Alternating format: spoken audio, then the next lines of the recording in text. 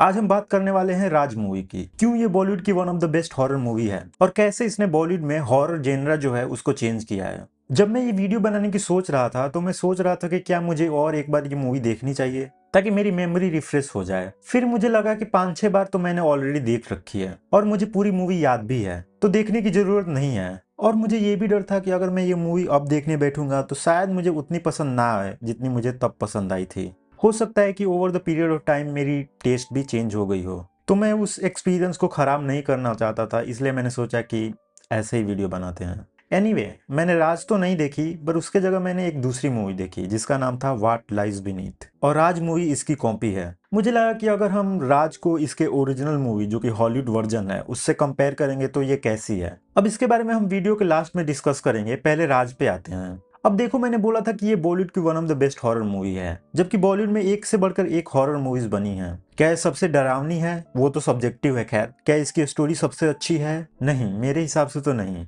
क्या इसमें एक्टिंग अच्छी है?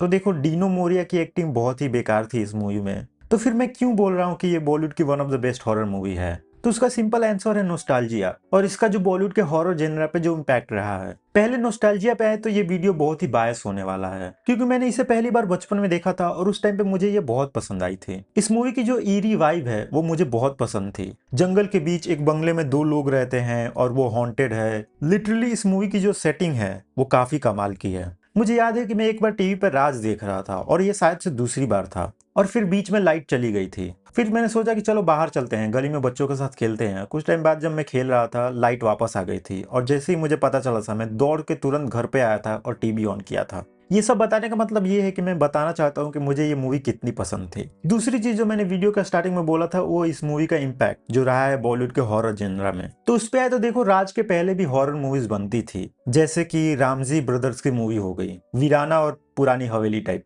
जो कि बुरी मूवीज नहीं होती थी, पर वो सी ग्रेड मूवीज होती थी, और वो भी लो बजट में बनाई गई होती थी, जो कि एक स्पेसिफिक टाइप के ऑडियंस के लिए बनती थी। और उसमें भी हवेली, तांत्रिक और पुराने मंदिर, डायन जैसे थीम से बेस्ड होती थी। राज से पहले कोई मॉडर्न और मेन स्ट्रीम हॉरर मूवीज नहीं बनती थी। फिर आए विक्रम भट्ट और उन्होंने बनाई राज 2002 में, और ये मूवी ब्लॉकबस्टर थी। ये उस साल की सेकेंड हाईएस्ट ग्रोसिंग मूवी थी। नंबर 1 पे थी देवदास, और ऑफ कोर्स उसमें शाहरुख खान थे और इतने बड़े स्केल पे बनी थी, but still Raj was second, बिना किसी स्टार पावर के और बिना बड़े बजट की मूवी होते हुए भी। उसके बाद ही था कि बॉलीवुड में लोग हॉरर जेनरा को सीरियस लेने लगे थे। विक्रम भट्ट ने तो राज की पूरी फ्रेंचाइजी बना दी थी, पर आज तक भी कोई भी राज की जो दूसरी मूवीज आई हैं उस लेवल की नहीं पहुंच पाई हैं, जैसे कि राज 2002 थी। अब अभी तक हम बात कर रहे थे राज के साथ जो नोस्टैल्जिया जुड़ा है और उसका जो इम्पैक्ट रहा है बॉलीवुड पे। अब मूवी पे आते हैं कि मूवी आखिर कैसी है। तो देखो, राज की स्टोरी है दो कपल्स की जो अपने शहर की लाइफ से परेशान होकर वेकेशन पे जाते हैं ऊटी, ताकि वो अपने मैरिज को बचा सके। पर वहां जाके उनको पता चलता है कि उनका जो बंगला है वो नॉर्मल नहीं है, और जो मैरिज को बचाने के लिए वो यहाँ पे आए थे, इस बात से अनजान कि उनको कुछ ऐसे सीक्रेट पता चलने वाले हैं जिसकी वजह से उनकी मैरिज के साथ साथ उनके जान को भी खतरा है। अब स्टोरी पे बात करें तो स्टोरी अच्छी है, हॉलीवुड से उठाई गई है, पर अच्छी ही है। अब एक कमी जो स्टोरी के साथ है वो है कि इसमें बहुत सी इलॉजिकल चीजें हैं मूवी में, जो कि कोई सेंस नहीं बनाती है। अब देखो, तुमको भी पता है और मुझे भी पता है कि ये बॉलीवुड मूवी है, और बॉलीवुड में स्टोरी के साथ लॉजिक होना थोड़ा रेयर है। तो अगर तुम अपना दिमाग नहीं लगाओगे तो तुम मूवी इंजॉय करोगे। अब मेजोरिटी ऑफ इंडियंस को इससे फर्क नहीं पड़ता, और मैंने भी ये मूवी बचपन में देखी थी तो मुझे काफी अच्छी लगी थी उस टाइम पे। अब एक्टिंग पे आए तो जितने भी एक्टर हैं मूवी में, उनकी एक्टिंग अच्छी है, सिवाय मेन हीरो के, जो कि कुछ खास एक्सप्रेशन नहीं दिखते अपने हीरो के चेहरे पे। पर अच्छी बात यह है कि इससे आप मूवी से डिस्ट्रैक्ट नहीं होते। अगर तुम नोटिस नहीं करोगे तो मूवी अच्छे से निकल जाती है। अब तुम सोच रहे हो कि मैं मूवी की बुराई ही किए जा रहा हूँ, तो देखो, इसकी जो कमियां थी मैंने पहले बता दिया, ताकि हम अच्छाइयों पे बाद में बात कर सके।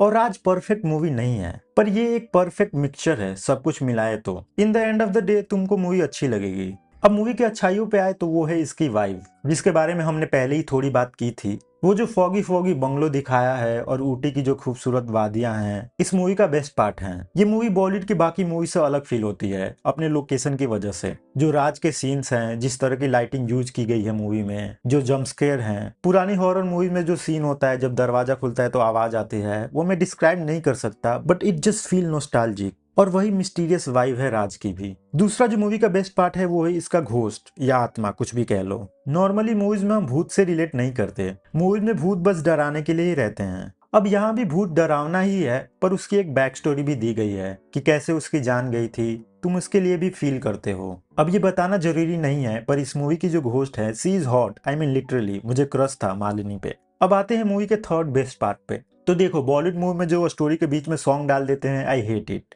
मैं हमेशा सोचता था कि ये क्या बकचोदी है, मूवी के बीच में रैंडम सॉन्ग डाल दिया। और राज के साथ भी ऐसा ही है, इसमें भी रैंडम सॉन्ग्स डाले हैं। पर यहाँ पे बात अलग है, यहाँ पे ये मूवी का बेस्ट पार्ट है।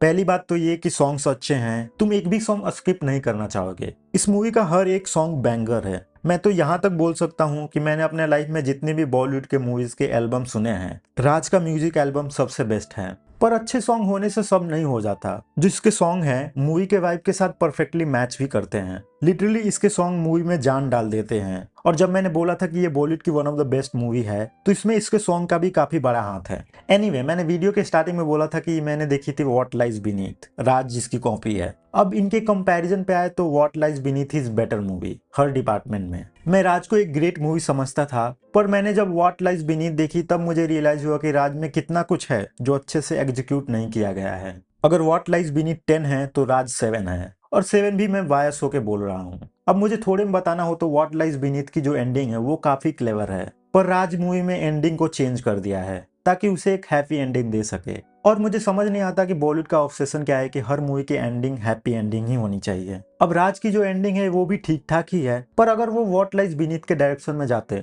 तो राज एक रोमांटिक हॉरर की जगह थ्रिलर हॉरर होती, जो कि काफी अच्छा होता। तो देखो, अभी भी मुझे अगर चूज करना होगा कि मेरी फेवरेट कौन सी है दोनों में से, तो मैं राज को ही चूज करूंगा, क्योंकि वो बचपन वाला नॉस्टैल्जिया जुड़ा है राज के साथ, वो दोबारा रिक्रिएट नहीं हो सकता।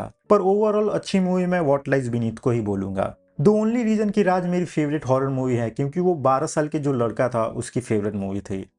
आज के लिए इतना ही, अगले वीडियो में मिलते हैं।